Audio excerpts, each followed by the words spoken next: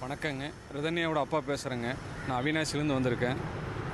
இப்போ போன 28/6/2025 என்னுடைய பெண் வரதட்சணை கொடுமையால் தற்கொலை பண்ணிவிட்டு இறந்துட்டான்.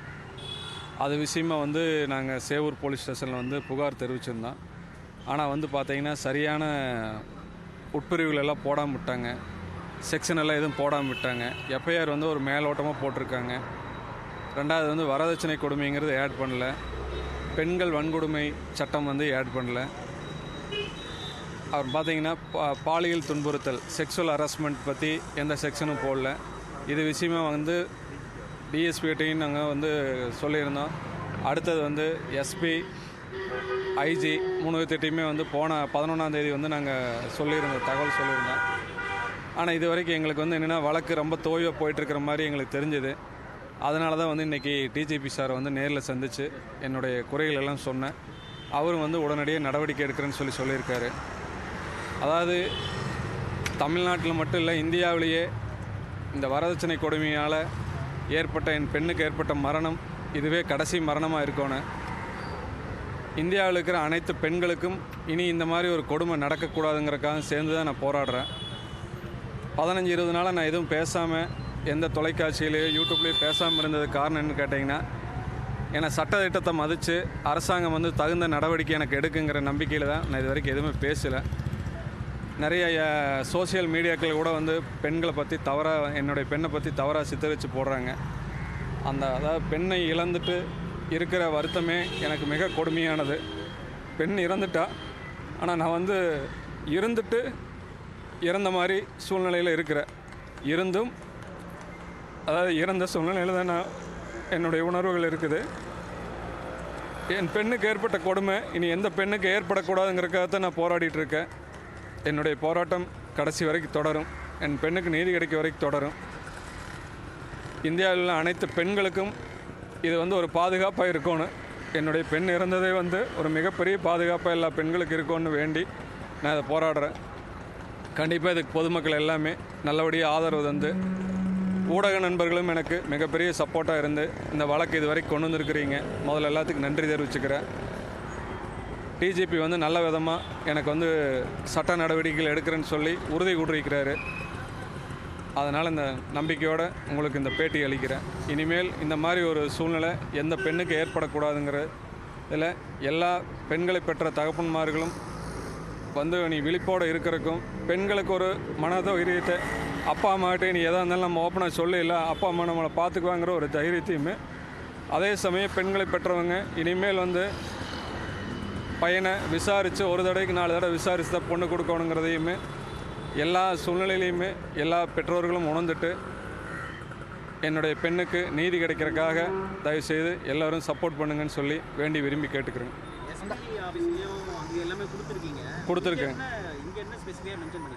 அதே தகவல் தானுங்க. அதாவது எஸ்பி ஆஃபீஸில் நான் முதலே சொன்னேன், இந்த மாதிரி சாதாரண செக்ஷன் தான் போட்டிருக்காங்கன்னு சொல்லியிருந்தேங்க. அதை சொல்லியிருந்தால் அவர் இன்னும் ஆடியோ விசாரணை, உடல் கூறு ஆய்வு, இன்னும் இப்போ செல்ஃபோன் எல்லாம் ஆய்வு கொடுத்துக்கிற அந்த ரிப்போர்ட்டெல்லாம் வரலைன்னு சொன்னாங்க. நானும் வெயிட் பண்ணி பார்த்தேன். போன 10ஆம் தேதி 10/7 கொடுத்தது. இது வரைக்கும் எந்த விதமான நடவடிக்கையும் எனக்கு வரல. அதனால் எனக்கு என்னென்னா வழக்கு இன்னும் தோய்வாக போயிட்டுருக்குன்னு சொல்லிவிட்டு நான் இப்போ டிஜிபி அலுவலகத்தில் புகார் கொடுத்துருக்கேன். அவர் உடனடியே முன்னாடியே எஸ்பி கூப்பிட்டு பேசிட்டார். நல்ல விதமாக பண்ணி கொடுக்குறேன்னு சொல்லியிருக்காங்க. ஆடியோவில் என்ன மாதிரியான குற்றச்சாட்டு அவங்க வச்சாங்க, என்ன ஆட் பண்ணணும்? ஆடியோவில் பெண் இறக்கும் தருவாயில் பேசி ஆடியோ எனக்கு வந்தது உலகம் முழுக்க இன்றைக்கி எல்லாருமே கேட்டிருப்பீங்க. அதில் உடலாலும் மனதாலும், ஏன்னா சில விஷயங்களை சொல்ல முடியாது, அவ்வளோ கேவலமாக நடந்திருக்கிறாங்க பெண்கிட்ட. அதுக்காகத்தான் செக்ஷுவல் ஹராஸ்மெண்ட்னு சொல்லி அந்த செக்ஷன் போட சொல்லியிருக்கேன். அந்த பெண் உடலாலும் உள்ளத்தாலும் மனதாலும் ரொம்ப வேதனைப்படுத்த இறந்துருக்கிறாள். அதை சில விஷயங்கள் தான் அப்பா அம்மாட்ட சொல்ல முடியும், சில விஷயங்களை சொல்லவே முடியாது. அந்த அளவுக்கு ஒரு ரொம்ப கொடுமையான செயல்கள்.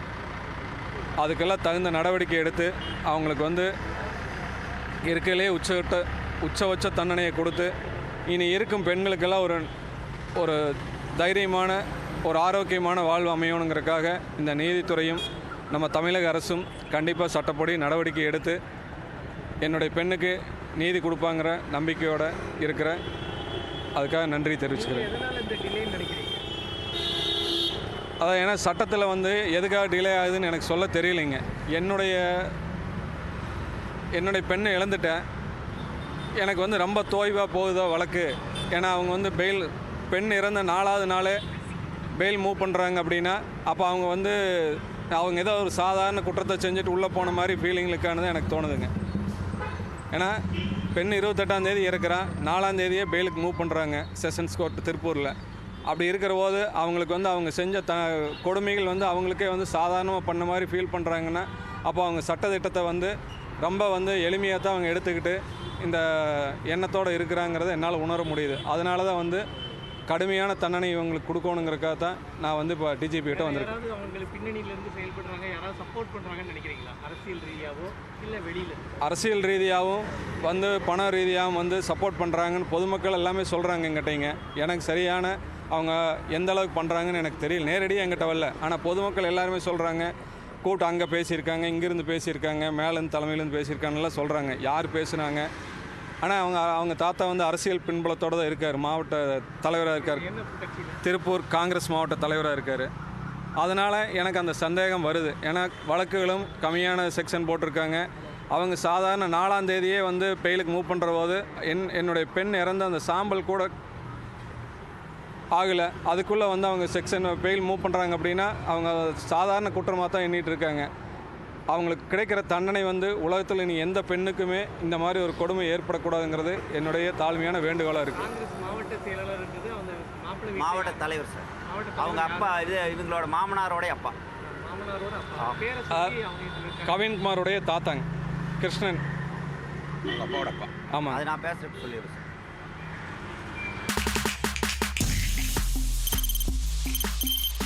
தவிர்க்க முடியாத தம்ப்நெயில்ஸ், கலக்கலான கண்டென்ட்ஸ், சினிமாவும் சீரியஸ் பிரச்சனைகளும், பல வருடங்கள் இடைவெளி கலகலப்பும் கைகலப்பும்,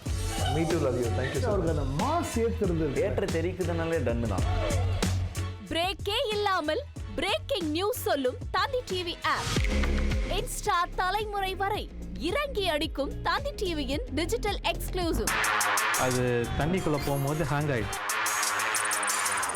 உங்களுக்கு விஜய் சார் எந்த அளவுக்கு ரொம்ப பிடிக்கும்? Of course, Malayalis are huge Vijay sir fans. ரெண்டு பேருமே ரொம்ப பிடிக்கும் எனக்கு. தந்தி டிவி ஆப்பை இலவசமா டவுன்லோட் செய்யுங்க, ஃபாலோ பண்ணுங்க, சப்ஸ்கிரைப் பண்ணுங்க, என்ஜாய் பண்ணுங்க.